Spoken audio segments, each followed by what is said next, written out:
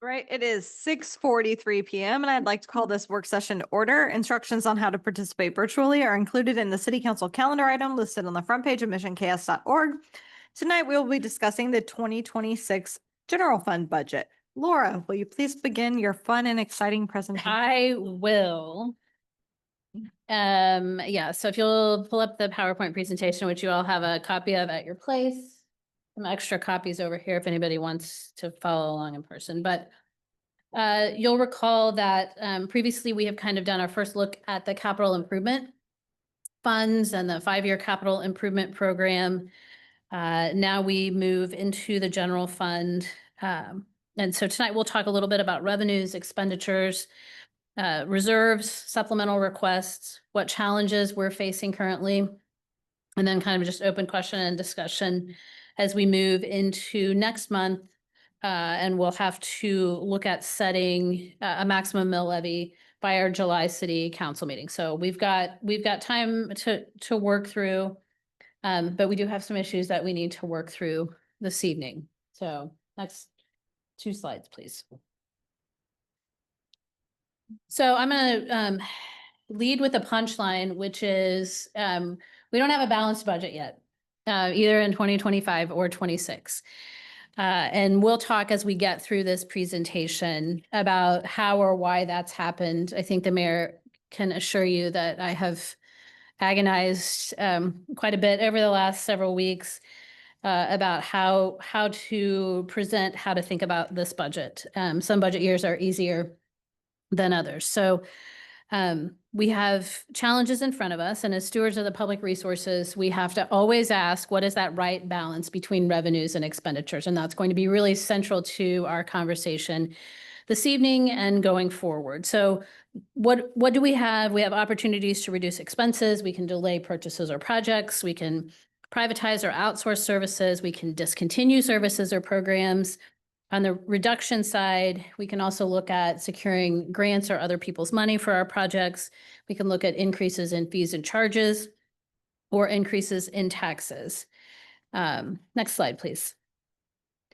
So tonight, as I mentioned, and you have a general fund summary sheet because this budget is still very much a work in progress. So as we move to our July 9th Finance and Administration Committee meeting, we'll bring you all of the revenue detail and line item detail for each of the departments. So you'll have an opportunity to see that. We just have a little bit of additional work to do in that. But you'll recall that the general fund is the fund that covers all of our operating departments and services and some limited capital expenses. It is the largest single budget of the city's 19 plus or minus in any given year funds that we are required to maintain. It is where we maintain our reserve or rainy day funds. And it's historically been built conservatively, both on the revenue and expense side, in part because we're budgeting now for a fiscal year that doesn't start until January 1. And there's a lot of things that can happen in that period of time. And then we continually monitor that through the budget adoption process.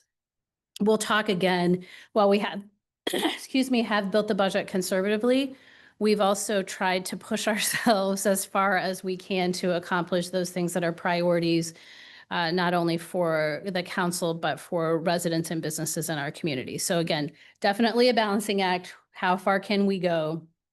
And typically in the general fund, we just have that 1-year focus for both revenues and expenditures. We'll remember on the capital improvement side, we have that longer term horizon because of the large projects and the multiple years that it takes to finance, design, and construct them. So we'll talk first about revenues, and I apologize for getting the memo out late today.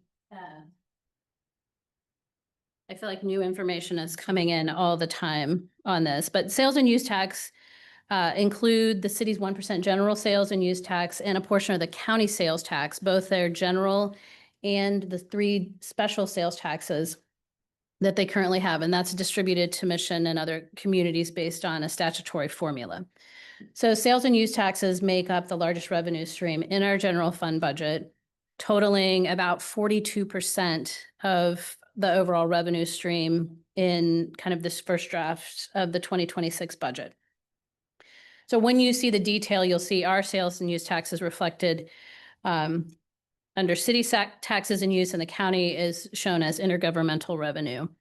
So if we look at actual an estimated sales tax performance since 2023, we've had a couple of valleys, if you will, and kind of our historical, and I think we've talked about this in some previous work sessions. In 2022, actually, we had about a $300,000 refund that was unanticipated of use tax. We had a local utility who appealed and ultimately was successful in their appeal.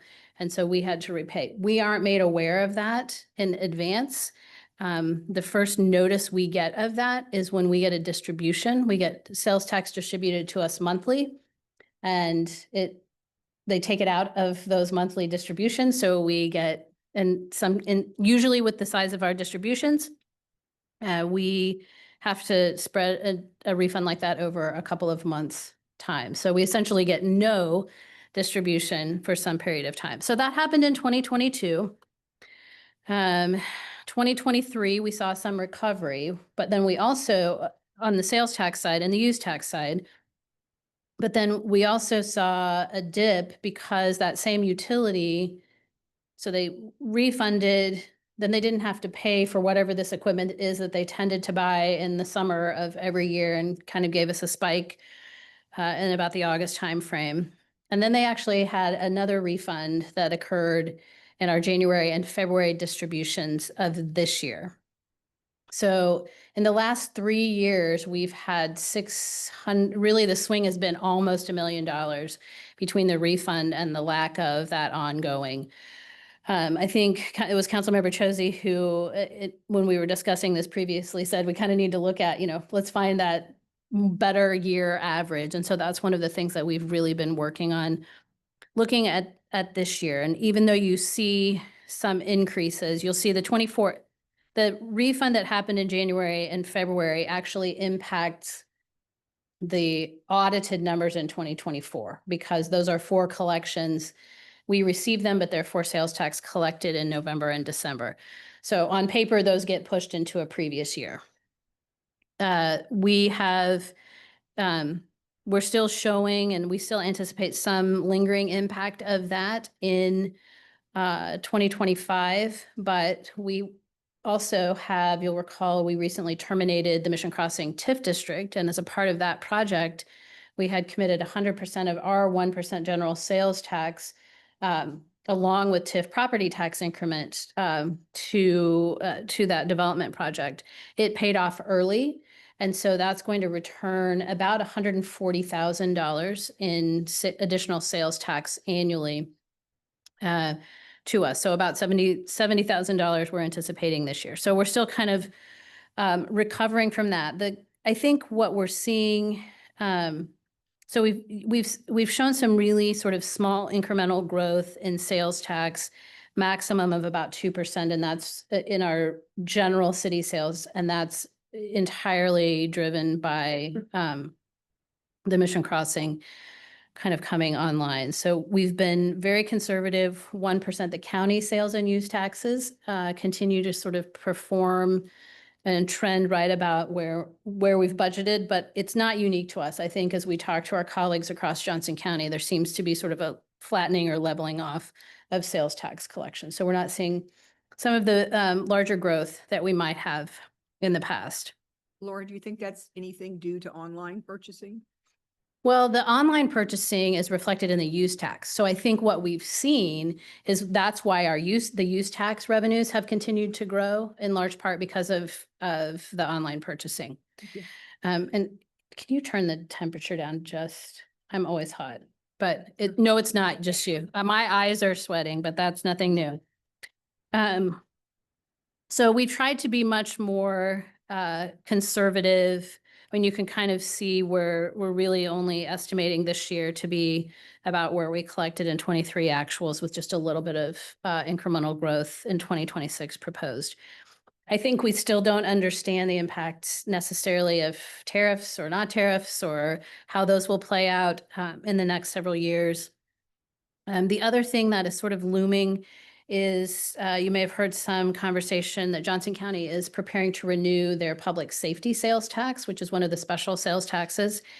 It sunsets in March of 27, but they are planning to put it up for renewal on this November's ballot so that they can have a period of time to plan for that. We get about $285,000 annually from that special sales tax, and the county has reached out to all of the cities asking for us to provide examples of how we use that sales tax revenue and how and looking for support from cities in their renewal efforts. So we have typically just put that along with all the other sales tax receipts into the general fund. And obviously that has paid for police salaries, police cars, other things. Not a direct line, but it certainly helps support that. So I think if the renewal is not successful in November, then we will need to start, we'll have a little bit of a runway for planning, but we would need to start planning for that sort of reduction and that $285,000 range, beginning with our 2027 budget. Property tax revenues are based on the assessed valuation of real and taxable, real and personal property. And the city council, at least for now, has the authority and responsibility of setting the mill levy annually as a part of the budget process. And 1 mill is equivalent to $1 for every $1,000 of assessed property value. So like most other cities in Johnson County, we continue to see increases in overall assessed valuation driven primarily by residential, both single family and multifamily properties. Our assessed valuation is expected to increase. So the benefit of delaying the general fund conversations is on June 15th every year, we get our final assessed valuation notice from the county clerk that is the basis of our budget. So we're dealing with numbers that are as real as they're going to get at this point. So they're projecting, you can see our 2024 final assessed valuation. It's about 222, almost 223 million. We're projected to increase to 231 million in 2025. So the 2025 tax year funds the 2026 budget.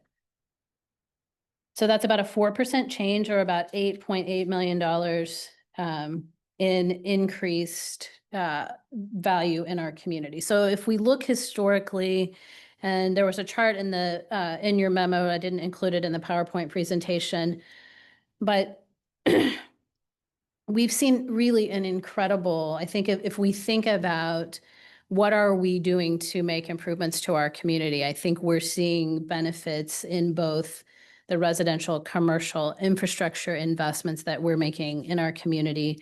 2016, our assessed valuation was $132 million. And next year, we're projected to be at 231 million. So in recent years, we've talked about how the Kansas legislature has imposed requirements that are referred to as revenue neutral rate calculations. So what that means is that the revenue neutral rate calculates the mill levy. So right now our mill levy is 18.507 mills. So the revenue neutral rate is the mill levy that will generate exactly the same amount of revenue next year that we generate this year. So it allows for no growth in CPI, increasing labor or commodity costs, or growth attributable to new construction. So basically you're paying for next year's services at the same price. That's the expectation with revenue neutral. Our estimated revenue neutral rate for the 2026 budget would be 17.805 mils versus the current mill levy of 18.507. And we anticipate there was a lot of debate and discussion and bills that were introduced in this legislative session that looked at changing the revenue neutral process and removing additionally some of that responsibility and authority of governing bodies to set that mill levy. I think from our perspective, that is a dangerous proposition. You are closest to the residents and the businesses that you serve. You know through surveys and communication the priorities of our community. And I have never in 30 some odd years of local government administration seen a governing body that ever took a property tax increase lightly. So we anticipate that where we ended that never got adopted in this last legislative session, which was worse than where we started, is going to be the starting point for next year's legislative session. And that we'll circle back and talk about that increase. You'll recall that we asked and the council approved a mill levy increase of a little over 2.1 mils for the 2023 tax year to fund the 2024 budget. So we're in our second year of that increase in mill levy. We had actually, that just almost returned us to the same mill levy that we'd had in 2016. And so we'd seen sort of this gradual erosion because of a variety of factors, fluctuating values within the TIF districts, changes in the way we had reported in state budget forms, and then changes in final assessed valuations. And again, while we are always sensitive to the impact of increased valuations and mill levies on our taxpayers, the cost of providing the services that they depend on us for are not decreasing. And so having the opportunity to capture that growth and assessed valuation is an important part of being able to deliver the services that they expect from us. So the graph here just really sort of illustrates, you'll kind of see we had kind of where we've been since 2019 and that sort of gradual decline, and then where we are today. And that just is reflected in 2025. So you'll also see some information on, well, I'll talk briefly here, go back to the property tax slide if you would, please. It's not shown here. These are some actual collections. They were included. But since 2016, we've dedicated a significant portion of property tax revenues, transferred that out of the general fund to the capital improvement fund to be used for streets. This commitment really aligned with resident priorities for street maintenance that were expressed through the Direction Finder survey in particular, as well as council and staff goals and objectives. So since 2016, we have transferred approximately $10.2 million of property tax revenue out of our general fund into the capital improvement fund for street maintenance. So I'm going to say it now and you'll hear me say it at least one more time tonight. $10.2 million is a lot of money. And it's one of the reasons why you're going to see here in just a little bit why we're starting to have a little bit of structural imbalance. So in the 2025 budget, the $1.38 million that was earmarked for streets equates to approximately 30% of the total property tax that we collect, and about 9% of the total general fund revenues. So the transfer has certainly allowed for us to make progress on the full depth reconstructions that we're facing and that are required on most residential streets, as well as work on major arterial and collector projects over that same time period, such as phases 1 and 2 of Fox Ridge, Lamar, Johnson Drive, Lamar to Knoll, and Roe Boulevard. Again, because of a number of factors, which we'll continue to walk through, this large transfer of property tax revenue is kind of contributing to a structural imbalance, which we've got to take a serious look at. In the first draft, and we'll come back to this in a moment, we have reduced that transfer by $500,000 in the 2025 estimated budget and 2026. Again, we're tinkering with numbers at this point. We're able to do that and to make up the balance of that with transfers into the capital improvement program from the stormwater utility fund. So you may recall when we talked about the capital improvement program, we were putting Johnson County SMAC dollars into the CIP for stormwater work associated with streets, but then we were relying on the general fund essentially to be the other portion of that match for stormwater work. So we had the flexibility and are able to contribute to the other stormwater projects and be able to do that. So before we started playing and looking at that transfer, we had some deficits that were significantly larger. Next slide, please. Then we'll go to Parks and Recreation. So this is the bright spot, which it hasn't always been post-pandemic. But our Parks and Recreation revenues are generated through memberships, facility rentals, class and program fees, and summer camp fees for the community center, and memberships, daily fees, and concessions from the Mission Family Aquatic Center. So we know those revenues were dramatically impacted throughout the pandemic and were very slow to recover.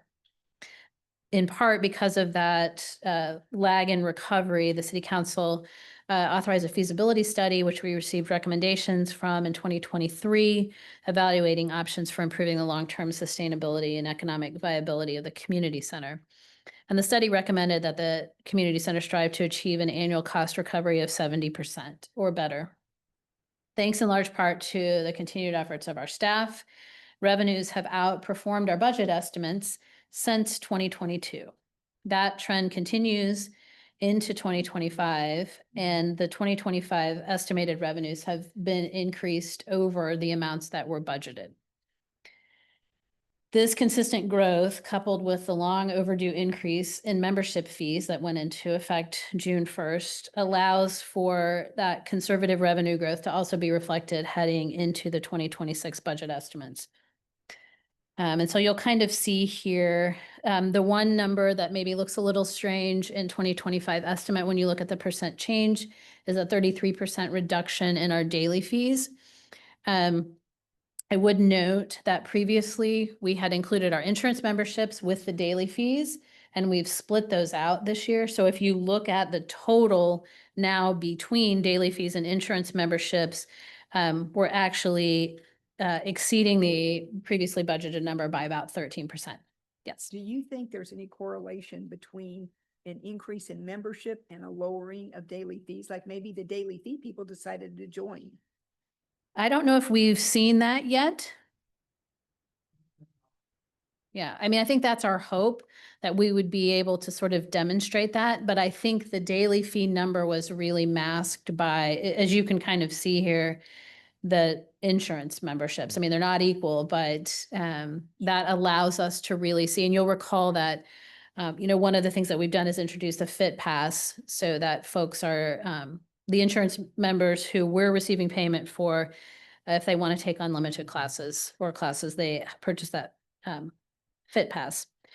So we expect that to grow, and that's really a positive. The one number I didn't calculate today, and I'll do it before we get here, is the cost recovery rate estimated. Can you calculate that while I'm chattering on?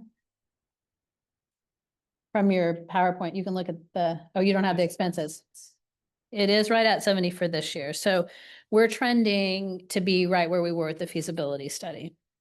The Mission Family Aquatic Center is also seeing improvement. We haven't set specific cost recovery goals for the outdoor aquatic facility, but over the last few years, they've been trending at cost recovery somewhere between 50 and 60%, which before we rebuilt the outdoor pool, we were trending in the upper 20s in terms of cost recovery. The next large, so I'm stepping through revenues in kind of order of magnitude. Next is franchise revenues, which are a set percentage charged on various residential, business, utility, phone, video, or broadband services. So you also pay sales tax on your utility bills. If you've never looked at your utility bill closely, you pay a sales tax and a franchise fee. And interestingly enough, sales tax on utilities is one of the largest categories of sales tax receipts for us. In probably most communities. So we levy a franchise fee of 5% on all of the utilities, electric, gas, cable, telephone. And obviously the weather and rate increases, particularly for electric and gas utilities, can create a lot of fluctuation or variation that you might typically see in other revenue streams. If the period that of heat wave that we have launched into so far this summer continues, our electric franchise receipts will look really good by the end of the year. Based on their performance over the last few years, the franchise fee revenues now represent the fourth largest revenue stream, but you'll see here they hover right around the $1 million range. Fine and forfeiture revenues are collected as a result of law enforcement activity, primarily traffic enforcement, and we've seen a lot of fluctuation in those revenues over the last several years. Generally, they've been underperforming the budgeted revenues, and that's been masked by overperformance in some of our other revenue categories. So for several years, decreases were largely the result of having fewer officers on the street available to perform traffic enforcement. And although we were at close to full staffing levels throughout the pandemic, both the desire to sort of distance from one another and the fact that a lot of the employees that we had at that time and continue to have go through the police academy and then are in field training. And so there's an extended period of time before they're out on the street. So we are seeing growth over the last several years, but we again have kind of fallen short or underperformed to the budgeted revenues. We are looking at that. I think we've seen improvement, and in the memo, we're anticipating that we'll still be about 10% under our budgeted revenues in the fine and forfeiture category.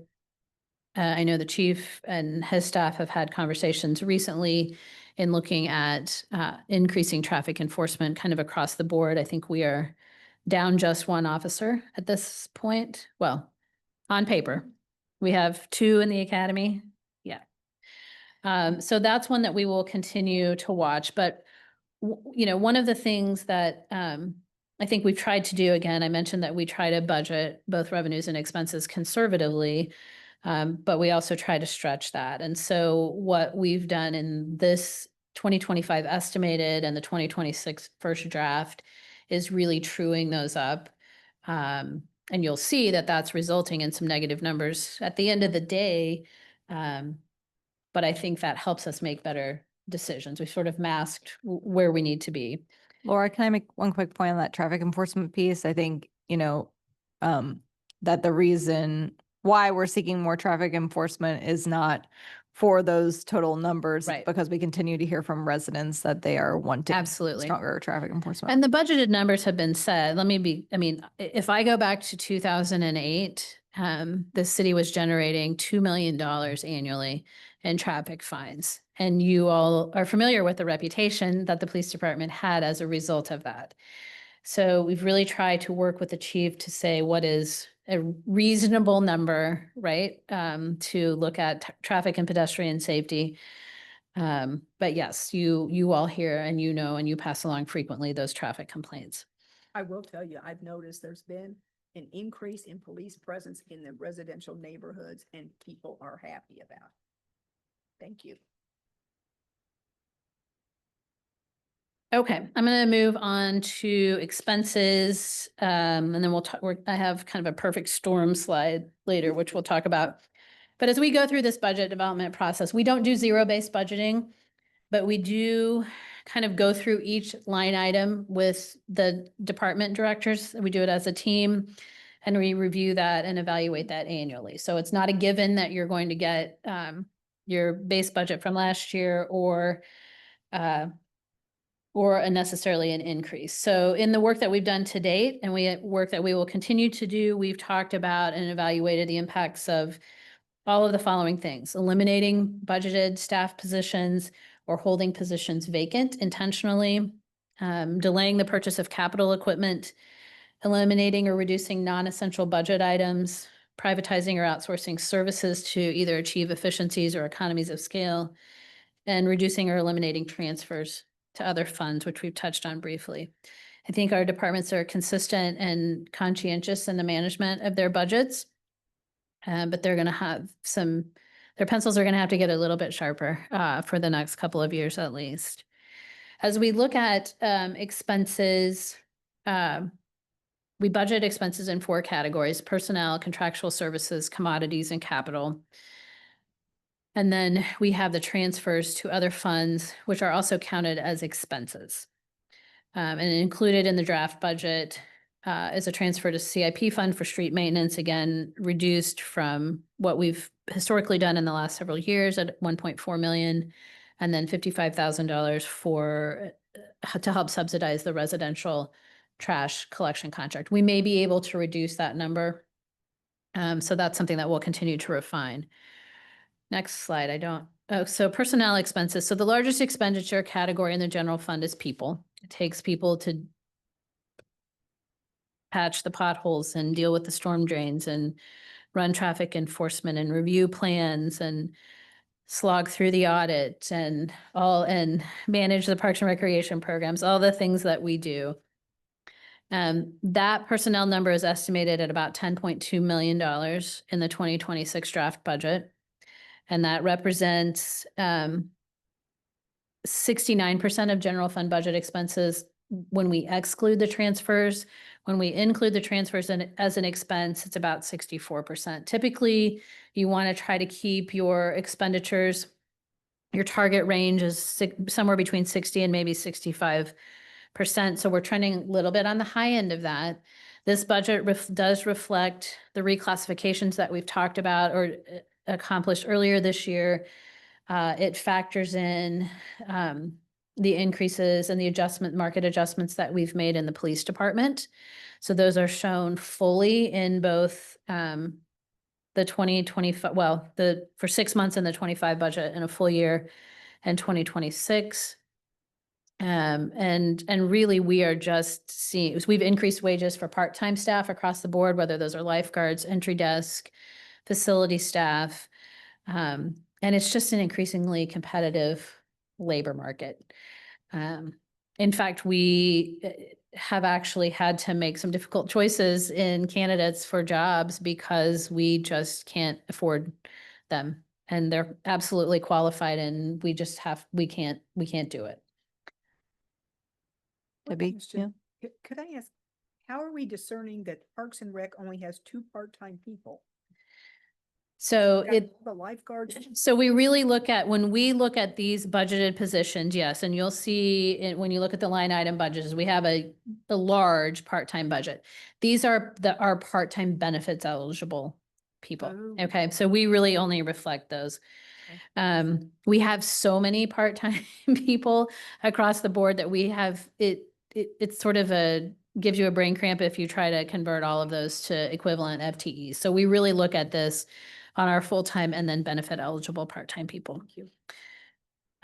Again, you've historically communicated desire to be very competitive or as competitive as we can be in the labor market.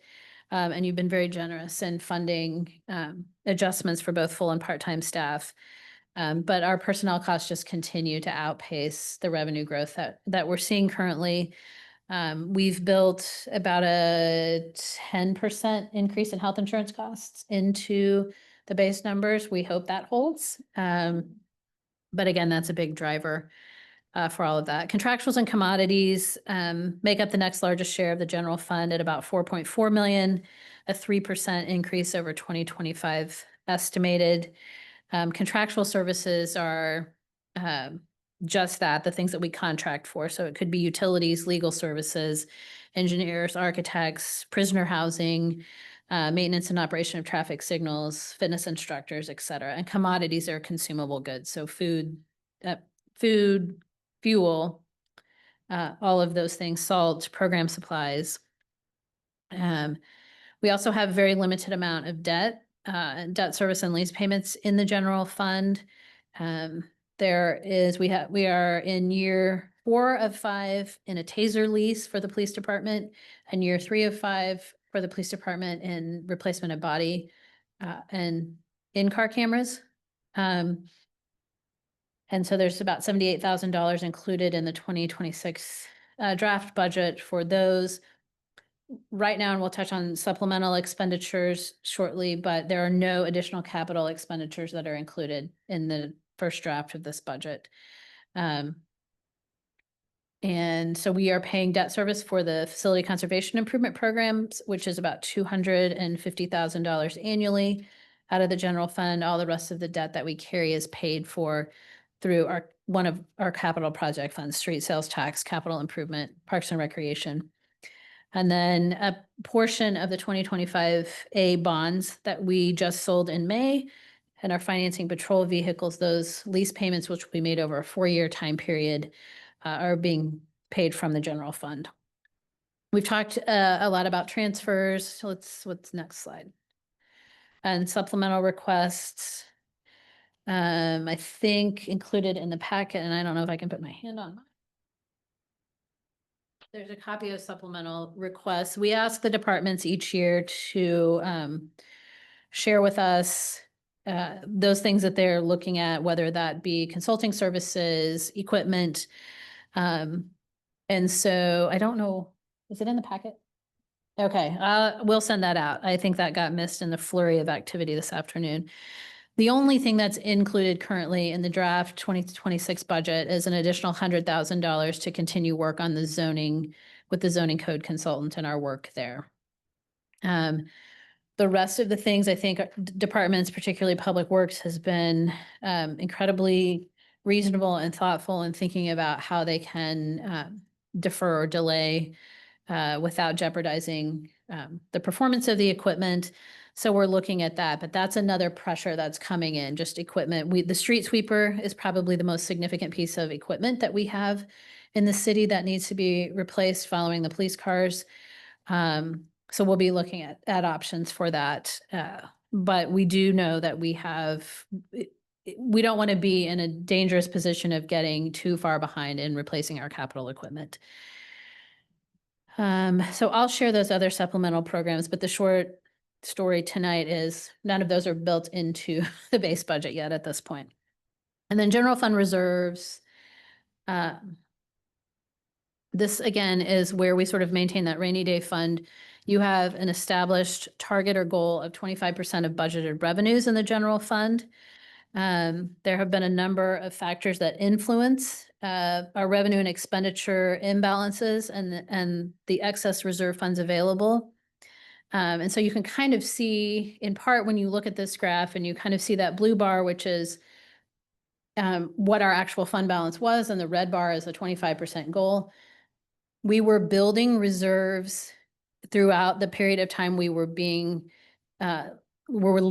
the transportation utility fee lawsuit because we did not know how much we might need to repay. And so that's why you will see in several years, we were growing that reserve fund. Once we settled that and were able to move on, you can kind of see that we were able to bring those back down. But then we also had a kind of a shot in the arm with ARPA funds that replaced lost revenue, which we used. We had about $1.5 million that we used. 500,000 in additional for streets, 300,000 additional for outdoor park improvements. We looked at about $175,000 in market adjustments for staff, and then just kind of, but again, that didn't even come close to equaling the actual revenue loss during the course of the pandemic, but certainly helped us. So I would now, everybody should have at their place the general fund summary with some highlights on it. So in the past, we haven't spent a lot of time talking about this, but I think it's really important. So go to the bottom of the page, look at the highlighted yellow numbers, and you'll see, yes, Councilmember Kring's face says it all. So what that means is when we're negative in excess fund balance, that means we don't have enough in our general fund balance to meet that 25% target that we've established for ourselves. And so I wanted to be able, because as this number is going to change and fluctuate, we have to ultimately get to, by the time we adopt the budget in September, it will have to be balanced. And so that will be the work ahead of us in the coming months. If you look at, so a couple of things I just want to note as we go through this, highlighted in kind of the red at the top, property tax. We've called out for several years the property tax for streets. We're going to transition that back into just a general property tax category and then still show, if you look for that similar color about halfway down the sheet, the transfers out for streets. I think that's easier for everybody to be able to see the complete picture of what we're actually generating in property tax revenues and then making the decision to transfer whatever portion of that is out. And so again, you'll see that we have, at least in this draft, reduced estimated 25 and 26 by $500,000, replaced by stormwater. The next line I would just sort of direct your attention to is, well, look at the total revenue line. So let's just take 2026. And this is consistent for any year, 24 through 26. Our total revenues annually are exceeding the subtotal for expenses before we make the transfers out. So we are actually not overspending on the operating costs, right? So we are pushing ourselves. And so then you look at the transfers and you look at total expenses, and then that difference revenues to expenses, and that's driven entirely by the amount that we've decided to transfer. So when we talk about balanced budget, it's a little hard. I just wanted to be able to maybe paint a clearer picture than what we've seen in the past about what that really means. And then you see here the ending fund balance, and it's going to establish in that green line what a true 25% fund balance would be required. Then you see a couple of things that are committed. And so those are expenses so we're collecting ADA fees on tickets through the court system, right? We have an ADA and we have a fuel assessment fee. The ADA fees are collected and held here in the general fund balance until we have a project that's identified and eligible for us to spend on. So there will likely be a number of things coming out of the Safe Streets for All where we might save these, but until such time, those are just restricted and that balance is growing in the general fund. What percentage of the ticket is the ADA? They change Couple dollars for each one. Yeah, it's prescribed on the ticket. And then you'll see we carry the Section 125 employee benefit plan there. So that's a custodial fund that just gets carried alongside our general fund.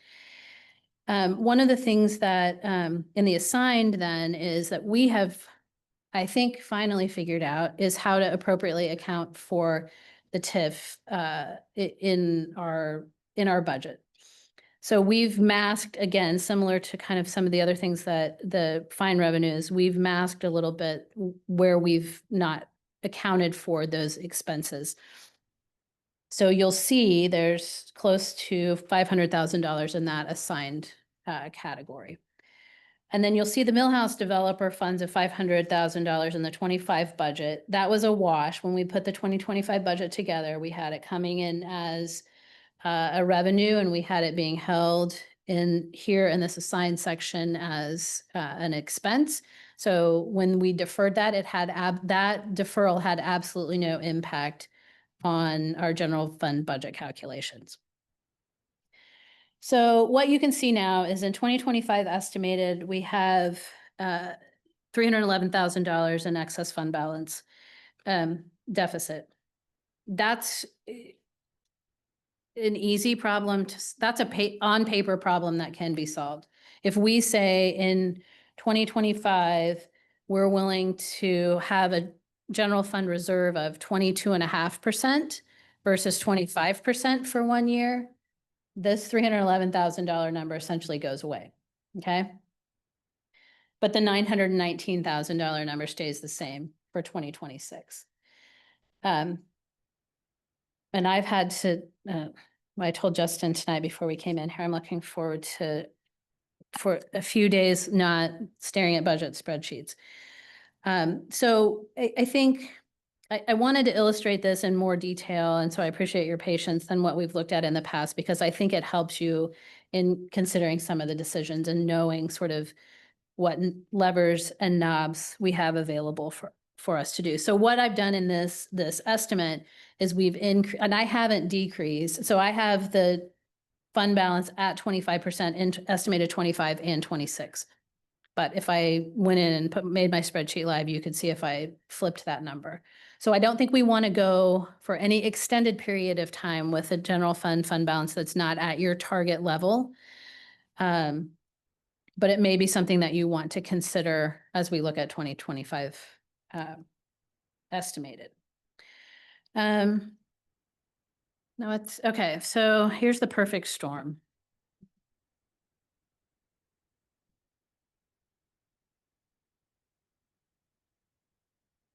So I first had to look at this. I mean, as you know, I've done this budget for 20 years and I know the ins and outs. And I knew we were bumping up against some challenges, but when it finally came out on paper a few months ago, my first thought was, how in the world did this happen? How did I let this happen? How did we let this happen?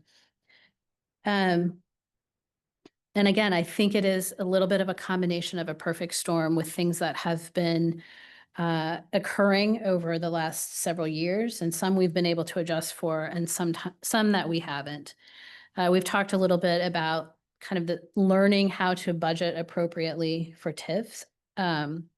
We've talked about the use tax refunds in 2022 and then again in 2024, 25. We've had dark store refunds that we've had to make. In the 2025 budget, we transitioned in property and casualty insurance providers, and we paid 1.5 times an insurance premium in this year, which we won't do again. The audit, as we've gone through the audit process, there was an issue that they had not brought to our attention, that they were just managing in their adjusting journal entries that reached a level of materiality in this year's budget. And it resulted in about a $250,000 impact to fund balance in the general fund that we weren't anticipating. We also saw a correction in the capital improvement fund that reduced the fund balance by about $265,000. So between those two, there was close to $500,000 that was putting pressure on other funds. We've had long conversations with the auditors about how we would avoid those in the past. We've had, other revenues. So we've had flattening of the large revenue streams like sales tax.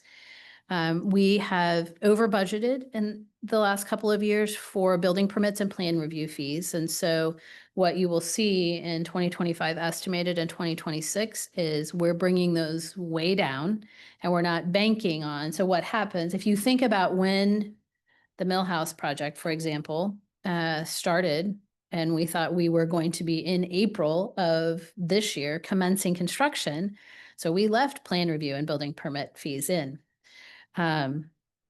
We also, when the block project started, it had a more rapid construction horizon than where we ended up as we negotiated that. So we have, I think Brian, as we were looking at some of these things in a staff meeting, said, we're looking at some real paradigm shifts in the way we've budgeted things, and we need to budget as if they're not going to materialize, rather than budget as if they're a given and then we have to adjust. So that's kind of the way we're approaching the building permitting fees. So there is, the Millhouse project moves forward. There's $250,000 ish, not quite, in plan review and building permit fees that will hit in 2025 and 2026. So again, there are a lot of things in here that we've backed off and we've been conservative that will improve. But we may not know the answers to all of those things by the time we get to having to make some decisions about other revenues sources. And all of these things have been happening as we know and have expressed a desire to really start to plan for a new City Hall police facility, which we know is been a long time coming. So I think it's just been, I think we just have to think about all of the things that happen. Mill levy considerations for the 2026 budget. And mill levy is not the panacea, and it's not the only thing that we're going to consider, but I want to spend some time again this evening because you will face a decision at your July meeting, as I mentioned, for setting that not to exceed revenue neutral rate. So I went back actually to a slide, which I think is still somewhat relevant. And this is something that we looked at with the mill levy considerations that the council approved for the 2024 budget. So we went back to the 2021 Direction Finder survey where we asked residents kind of what were the areas of city services where they would support increased city investment in current and future unmet needs. Not surprisingly, neighborhood streets and arterial and collector streets are at the top of the list. And then maintenance and improvement of public parks was next. And then public safety and police services was next on the list. So if you take a step back, well, and then the other thing we looked at was what's the maximum amount that respondent households would be willing to invest to make those improvements? And so 35%, really there were, 67% willing to invest between $6 and $20 more per month in these areas. The mill levy increase that was implemented in 2024 on the average home, single family property in Mission was a $6 a month increase. So we were at the low end with that mill levy increase. If you look at kind of go back to this, and again, we will update the direction finder at some point this year. I'm not sure we can do that before we get to budget adoption, but 71% said they would support increased investment for public safety. Now, balance that with 43% who say they would support increased investment of city buildings, but I would venture to guess that most of those people have not seen the condition of our police department. And 48% of the residents who responded on that increased investment in city buildings were neutral. So if you kind of make the case and think about that, I think it's something to consider as we factor in decisions moving forward relative to our facilities. So before we talk about the really fun stuff, which is just some different mill levy scenarios, it's really the last thing tonight. So we are continuing to look at reductions in expenditures. And we have, I will tell you that when we started this budget process, that negative number at the end of 2026 was over $2 million. So we have worked hard and are continuing to work hard, and there will be some additional things that we can do to improve that. So I don't want you to feel like we just came up with a $900,000 deficit and said, here, we have to have a mill levy increase. So we will continue to look at all of those things. But I think it's important for a variety of reasons. I think there will be increased pressure and maybe less ability for you to have that control over the mill levy in future years.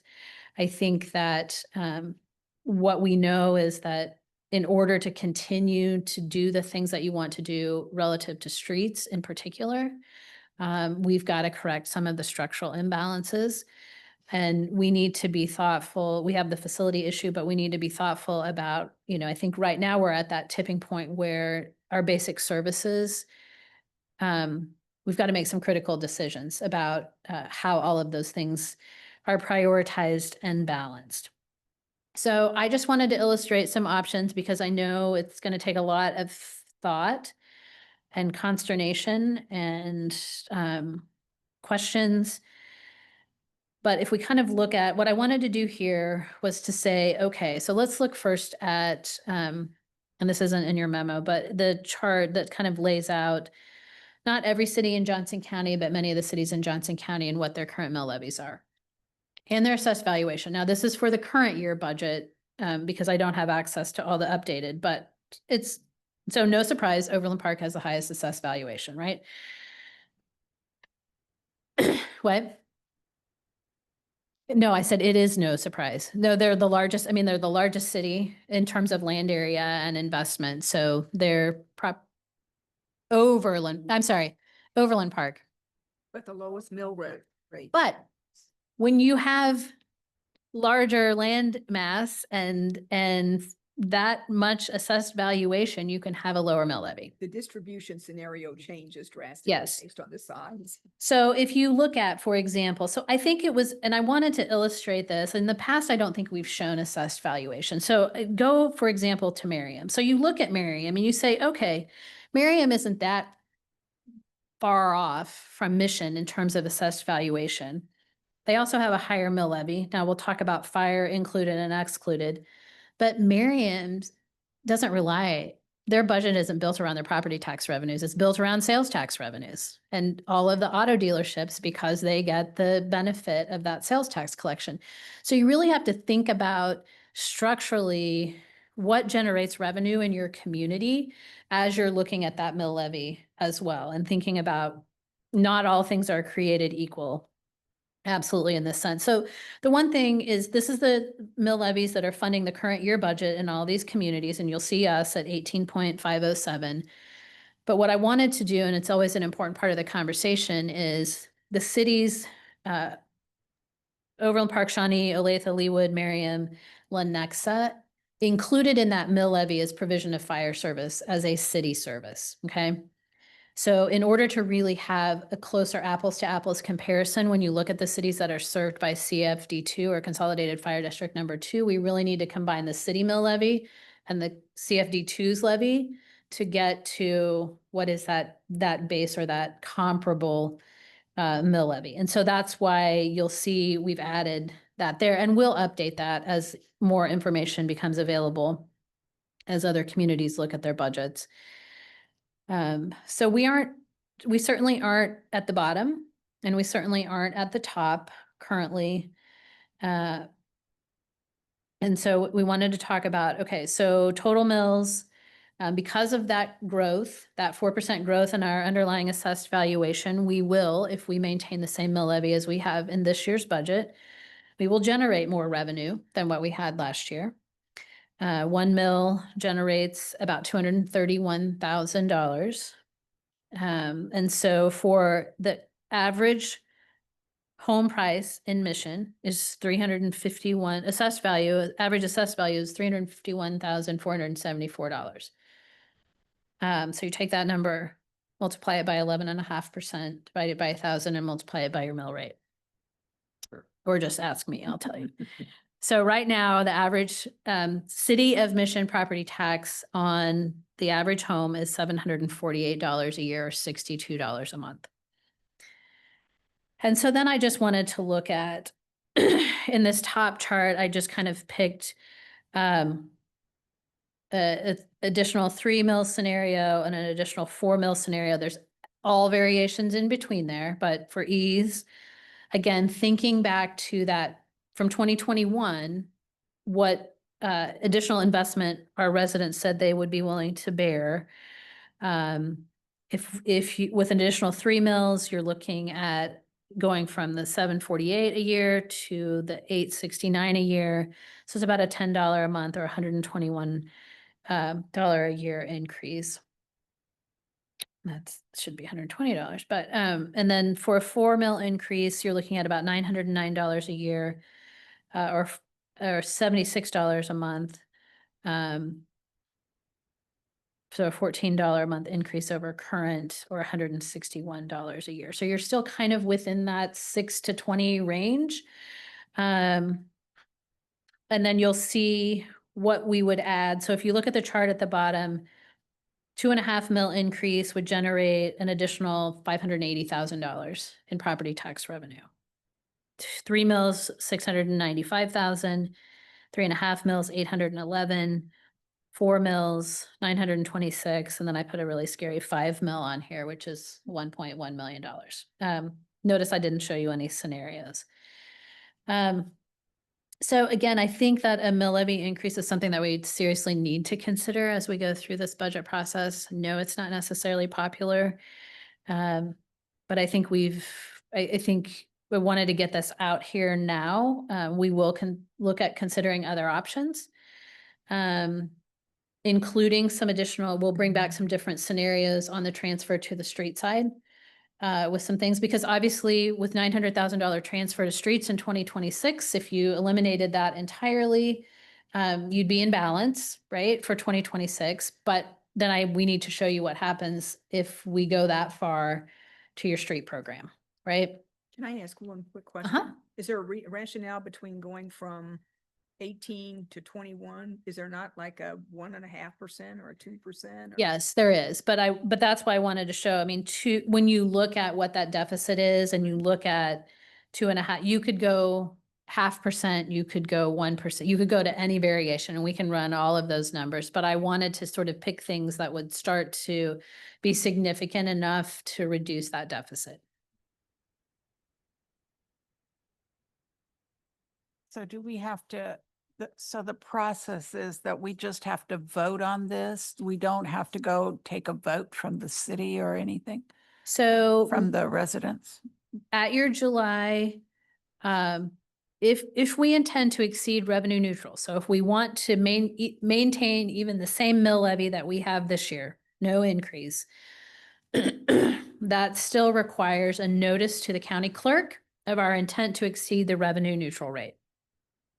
And we have to notify the county clerk by July 20th of that decision. So you will have a resolution, and so we'll have another work session at the Finance and Admin Committee meeting on July 9th. And then if we need another work session in advance of our July 16th meeting, but you will have a resolution that you will consider on July 16th that will set the maximum mill levy that you're considering for this year. You can come down from that as you go through the rest of the process to final adoption of the budget, but you can't go above that. So we want to be as close to, but we may want to give ourselves a little bit of flexibility in setting that maximum. So in July, we have to notify the county clerk. But we don't have to notify the residents? So the county clerk, then, and you may recall the last several years, you've probably gotten a property tax bill in late July, or not a bill, but a letter from the county clerk, and it's going to tell you what that anticipated, all of the taxing jurisdictions from the county, the library, the fire district, the city, what that's going to look like. So it's going to show you, and it's not even a really fair and accurate reflection of that, the way they calculate it. But every property owner in the county will get that notice. And so there are provisions, if you have a certain number of people who would petition or object to that, that it would need to go forward to a vote. So they've built in sort of that check and balance in that system, which is an additional check and balance to people voting for you to sit in the seats that you're sitting in currently.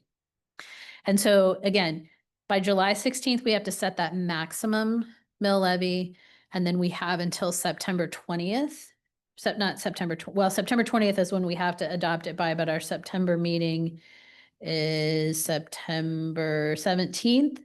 So at that meeting, you will finally adopt a budget, and that's when you would establish whatever your final mill levy is going into. But we have a responsibility sitting up here to look at other options beside the mill levy increase. Absolutely, Okay. yeah. Are we going to come up with those, or are you going to come up with? Well, we're working on them. Like I said, we've looked at those. We will continue to work on those. But if you have ideas and thoughts, please feel free to, to share those, because we are all in this together. And I think it's going to be a collective effort to get us to where we need to be. And again, I didn't want for this focus to be entirely, and we've got to increase the mill levy. We have other options, right? We have other options, but something will have to change. Something will have to get rebalanced as we look at those other options. Yes. Do we have any idea whether the other entities that play into this are going to be raising mills? I think Justin had lunch today where all of the Northeast Kansas cities share what they're planning. Most cities are either maintaining their current mill levy or doing a slight rollback. I think Westwood was the only one who indicated they might be doing a mill levy increase. And again, part of that is you have to look at, Prairie Village, for example, has maintained typically about 40% in, fund balance reserves. So there are some other things. We've been we've tried to stretch ourselves as far as we possibly can to meet the priorities of the residents in our community. And so we get right down to the wire, right? We squeeze every bit that we can out of every penny that we get. But yes, in 2024, when we increased the mill, we were the only city in Johnson County to do that. And we might be the only city to be really considering that now, but they're not as many, I will say, are rolling back the mill. There was a lot of pressure for several years for people to roll back mills. I mean, I would love to be in that, love to be in that position.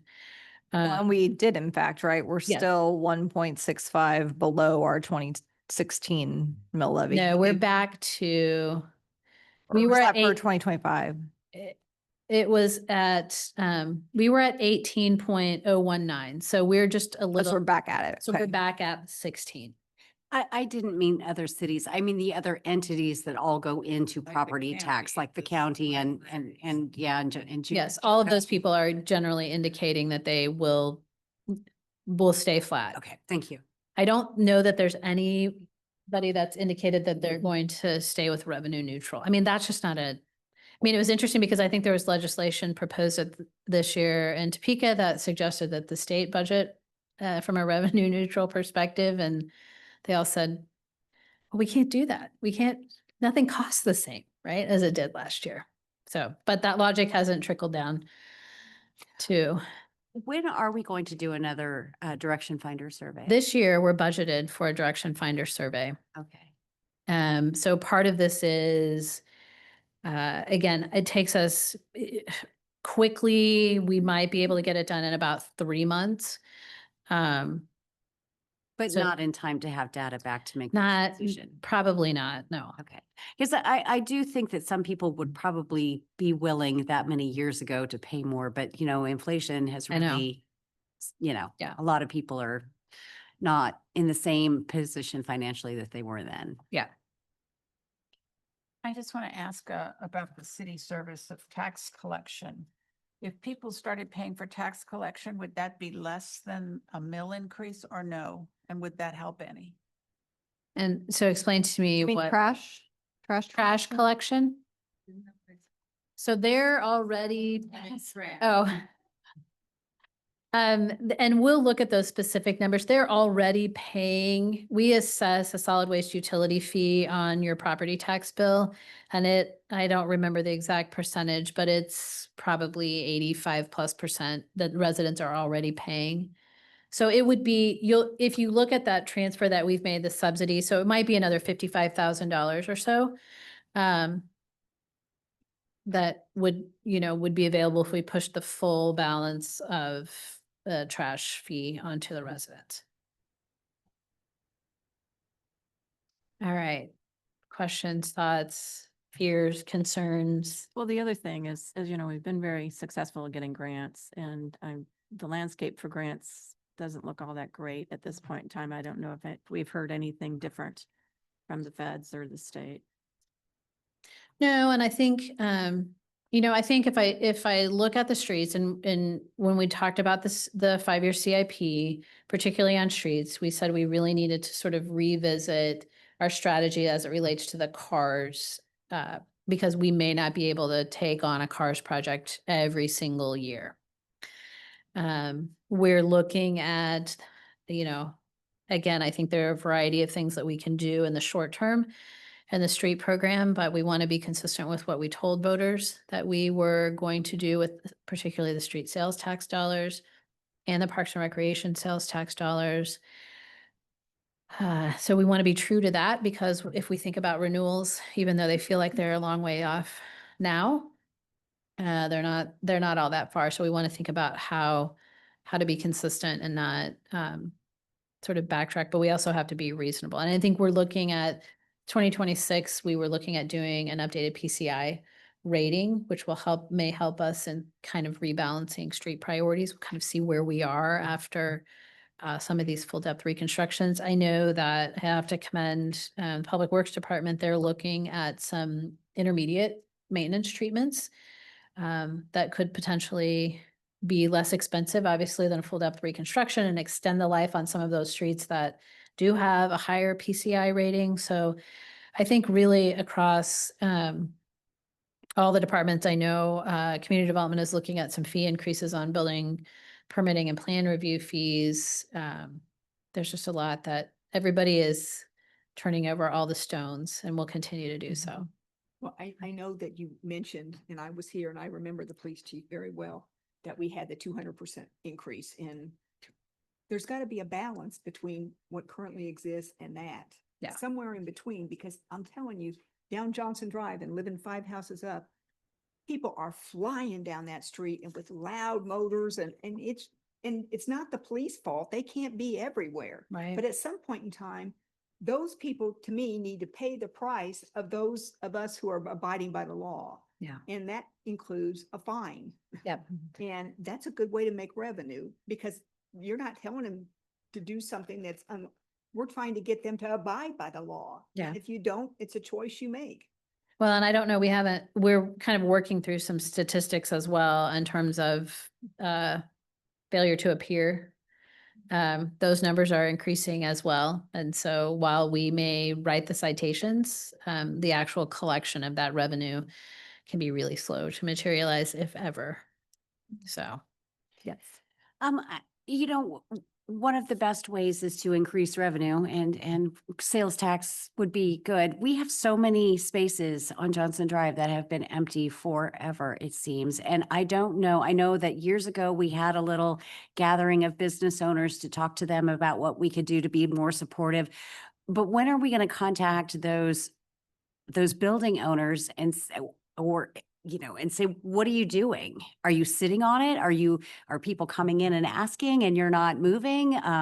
Why did the last people leave? Is there a problem with the building owners? I think that, yes, and I don't want to minimize that. I think that particularly in that downtown section of Johnson Drive, the sales tax that's generated from those businesses it's not insignificant, but we've got to think about where do we concentrate that. And I think we have to think about what spaces do we need to get filled, right?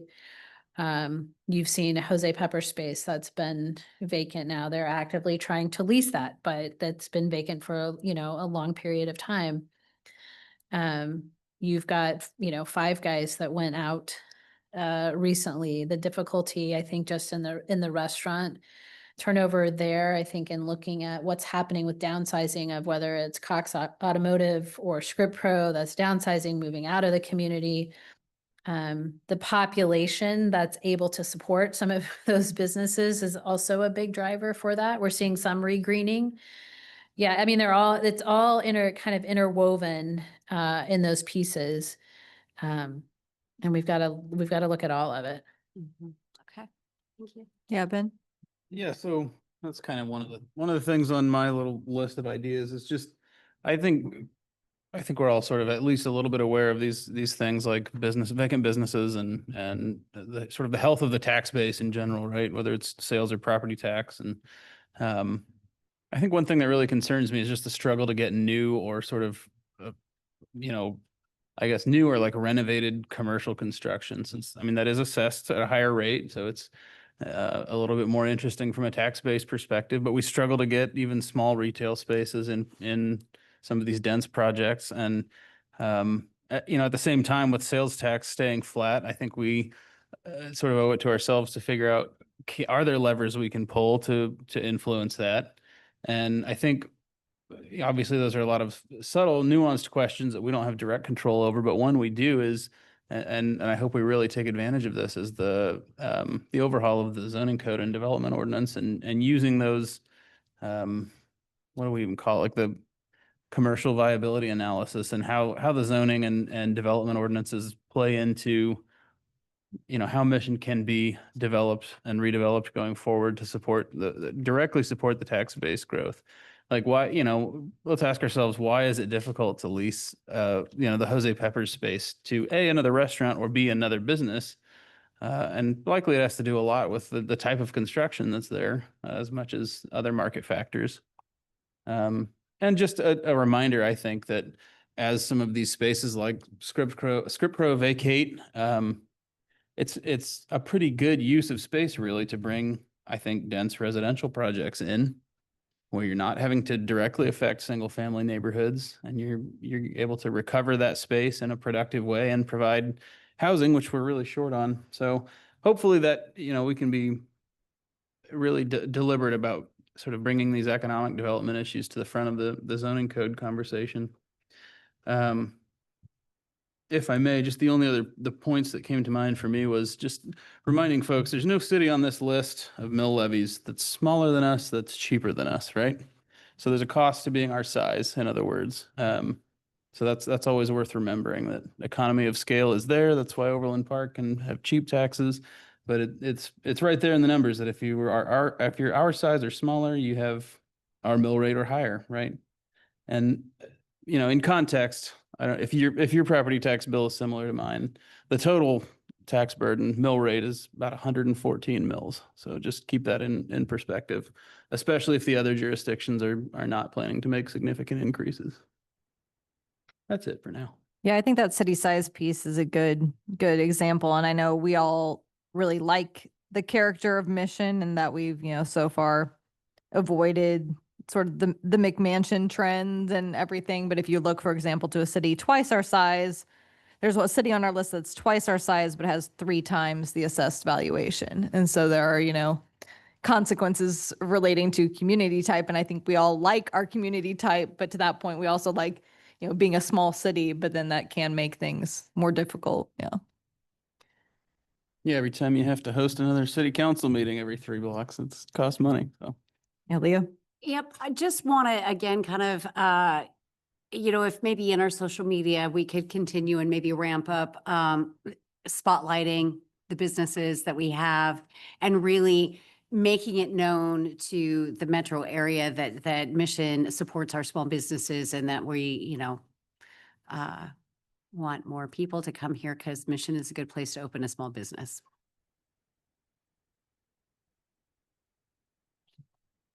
Okay, that's all I have this evening. Just more than enough. Mhm. Like I said, we'll be back July 9th, the finance and admin, kind of starting to bring all of these pieces together. And again, we can have a work session in advance of the July meeting if we feel that's necessary. We can wait until that decision. Really quickly, just Stephanie is trying to work with the Safe Streets for All consultants to look at a work session. Sometime in July. We have 5 Wednesdays in July.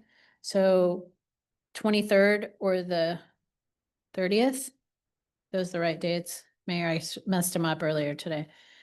23rd and the 30th. Is there anybody that knows who will or won't be here for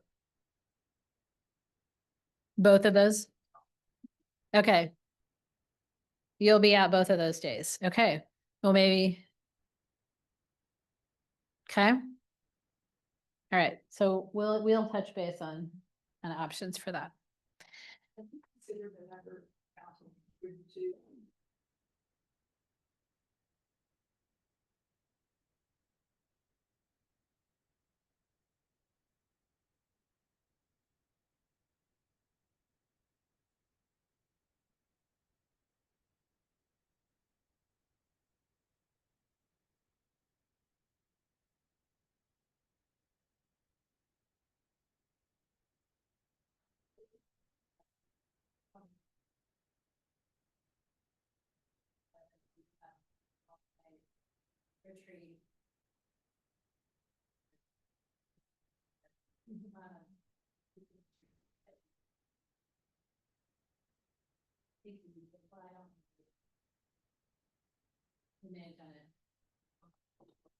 We're a little bit.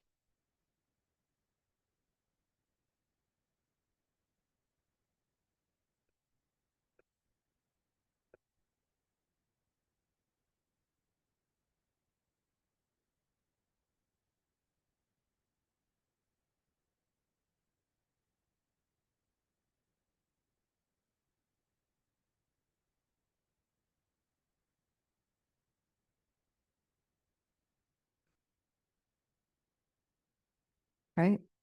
Thank you, everybody. That concludes our work session. You know what I'm gonna